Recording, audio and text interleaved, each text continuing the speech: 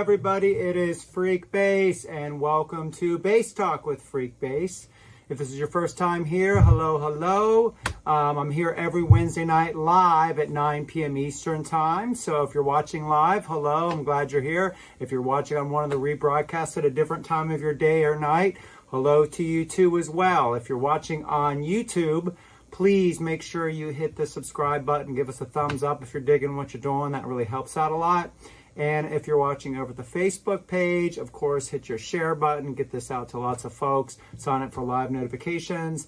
And for you folks over at Twitch, hello Twitch, we're just kind of starting to jump into your world a little bit. Going to try to get more and more heavy into that side of things too as well. So that's it. So we are here, like I said, live every Wednesday night, 9 p.m. for BASSTalk with Freekbass, covering all things bass, whether it be theory or techniques, or we did some pedal reviews a few weeks ago, different bass reviews, unboxings, anything related to this instrument that I have here in my hand right now. Not the specific instrument, well, this one and millions others too. So thanks so much for being here and taking a little time out of your day, night, evening, morning, whenever you watch this, to learn a little bit about the coolest instrument ever, the bass guitar.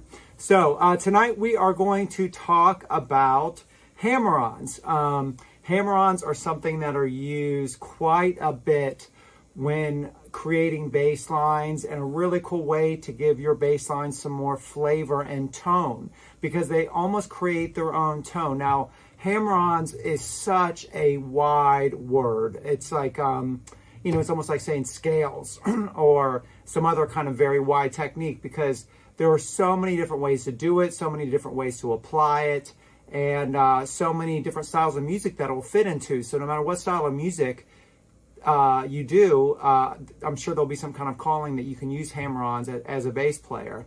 And so what I was doing when we started the show tonight, you heard me playing this line right here. That line right there, that is a song of mine and the band I'm in, Freekbass and the Bump Assembly. We did, it's a song called Under Chromaria. It's a song we recorded out at Color Red Studios out in Denver, Colorado last year. And it was funny because we were getting towards the end of the session. I remember when we recorded the song very well, and we were kind of thinking of different, what we were going to record for, or at least start of a blueprint for an idea for a new song. And I always listen to my voice memos all the time on my iPhone. I make, any little idea I have, whether it's singing or a bass line, I try to immediately record it with my iPhone as quick as I can. I highly recommend you do that, because sometimes things come in and leave your brain as quickly as they come in. So try to grab them while they're fresh. But I had this little line that was this, like that. Now, what was interesting about that is, you see what I'm doing the process of using Hammer Ons on it. Instead of going, or where I'm hammering each note, part of what made that sound for that,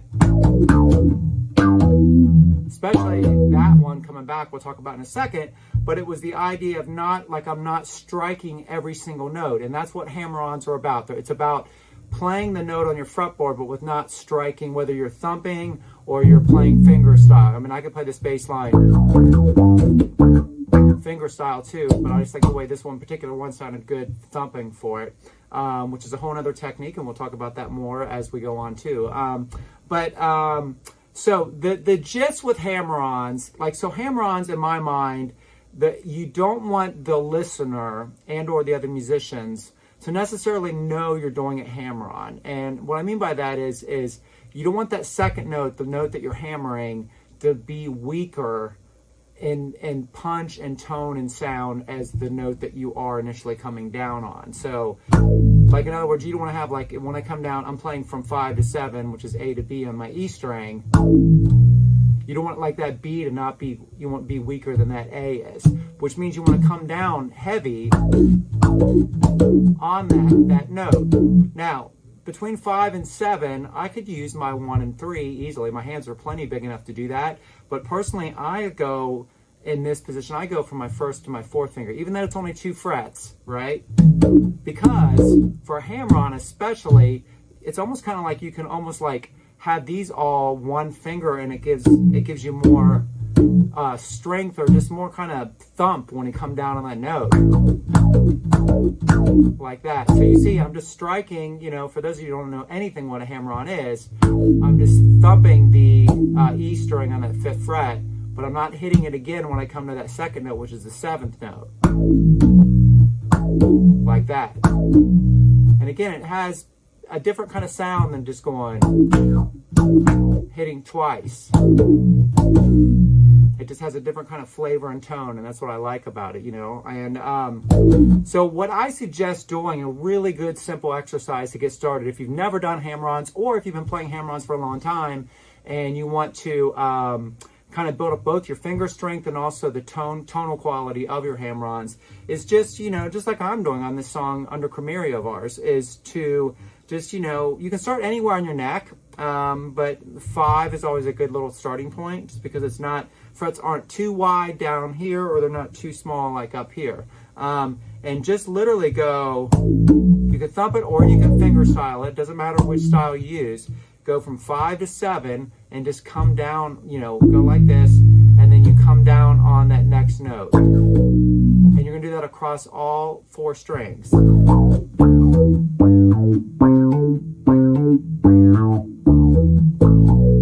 doing that, 5 to 7, 5 to 7, and then come back. And try to make the notes even, you know, in terms of tone. Like if I closed my eyes or someone was listening, they wouldn't know necessarily that I wasn't hitting the string twice. I'm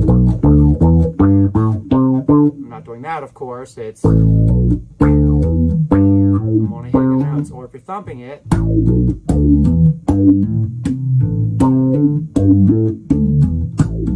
start off a nice, you know, medium to slower tempo. And then gradually bring up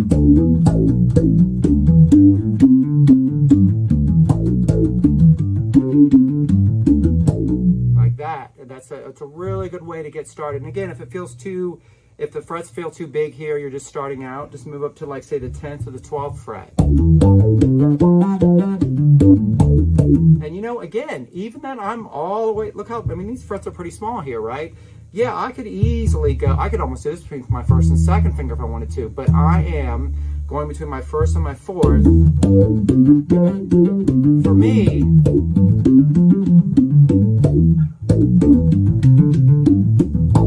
it's just more of a natural position to kind of come down on that hammer, and just like that, all the way across like that.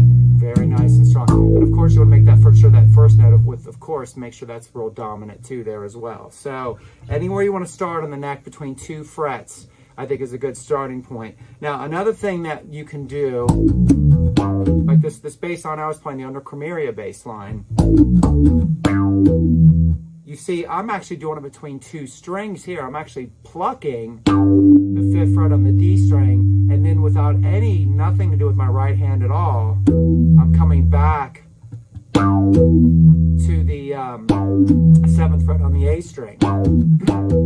If you're a guitar player, if you ever played the lick for Sweet Home Alabama, there's a little bit of the has that kind of thing where you're hitting actually the D string, but hammering back down on the A string on the 2nd fret for you guitar players out there. So, like that. Like that. And I'm using a little up and down double thumb technique, which we've talked about in videos in the past. I don't want to get in that rabbit hole yet. because that's a whole other conversation. So I want to stay to just the hammer-ons today. So like that. And if you were kind of wanting to play along with under Chromaria, all I'm doing is this 7/9. I'm just plucking 7/9 on the G string. It's D, E. And then I'm just going G, E, or I go to G and then I pluck the octave. You know, so hammer-ons, they're really, really effective techniques for creating bass line. Another really cool one, I'll leave you with this too, that is a real fun one to do, is to go to your D string, okay? This is D string, right? Go to the 5th fret, this is a G, right? So here's a G, and just play a G minor scale. Just the first 6 notes. So you got G, A, B flat, D, or excuse me, C, D, E flat. Do it all up on one string, okay? Now, next to this, obviously, this is a G string, right? Right? So, what you could do is hammer from your open D to each one of those notes. So I'm hammering from the open D and then hammering up to the G, opening up to the 7th fret, the A, B flat, C, D, E flat.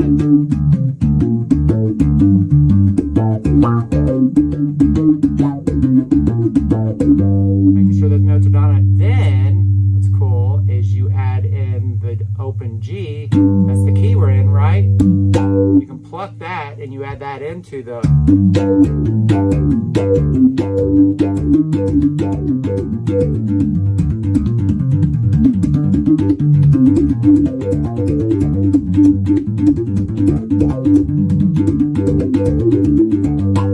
kind of a triplet thing that you kind of have going on there. It all reminds me of like a classical bassist when they kind of bounce their string across the or like a violin when they bounce the string across, or their bow, excuse me, not their string, they bounce their bow across the strings. So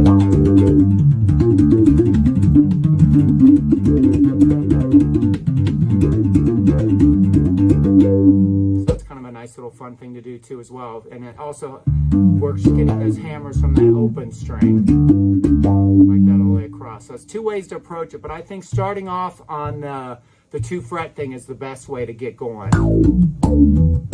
Just straight across the strings like this. And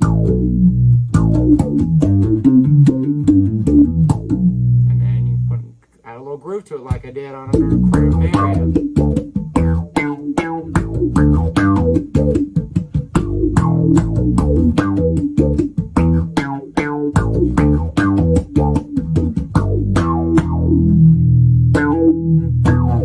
And there you go. There's a quick, easy, but yet effective little hammer-on exercise to start working at and building up some of that hand strength too. So that's it. See you next week on Bass Talk with Freekbass. And don't forget to join me every Saturday night on the Facebook page with Saturday Night Chit Chat with Freekbass. All right? So I'll see you soon. Thanks for tuning in today, and thanks for hanging out.